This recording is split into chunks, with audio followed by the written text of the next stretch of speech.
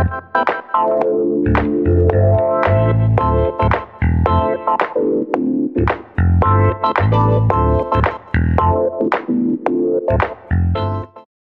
back to London. I'm stood in St James's Square in front of Chatham House, where experts have been discussing the Europe-China relationship, and that's where I caught up with Dr Guoyong Liang. So we're in the middle of a big economic crisis in Europe, so why on earth would Chinese companies want to invest here? In Chinese crisis, the word crisis includes two characters. The first is crisis. The second is opportunity. So during the crisis, there's difficulties, but there's also opportunities.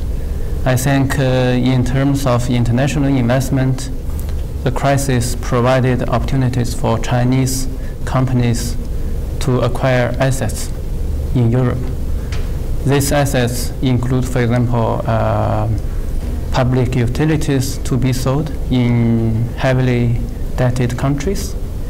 And these assets also include possibly high technologies and famous brands in the relatively strong economies in Europe. So the asset price may be low, and there's some valuable assets to be offered to Chinese investors. So there's opportunity here. During the event, we heard about the example of China buying big stakes in the Portuguese electricity network. We take that example. What does China get out of that?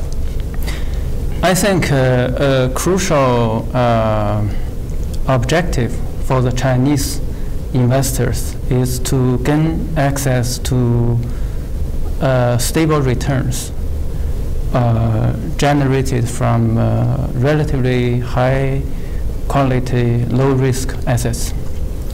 And these returns should be higher than that of the US Treasury bonds, in which China has invested so heavily, and China is so concerned about the long-term return of such assets. So corporate assets and the utility and the infrastructure assets currently on offer in Europe is a good choice for China. And what's crucial here, of course, is the price of these assets. If the price is reasonably determined, I think it will generate a good return for the Chinese investors.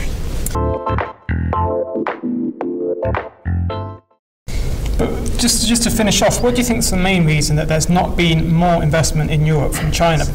In fact, I think according to the official data from the Ministry of Commerce of China and from UNCTAD, the Chinese investment in Europe is larger than that in the US.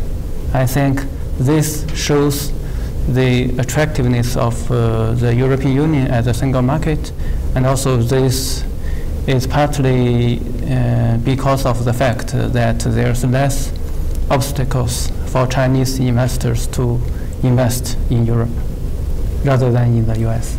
Well, that's the end of interview number 2. Next time, I'll be speaking to David Goodman from the University of Sydney. But for now, from London, goodbye.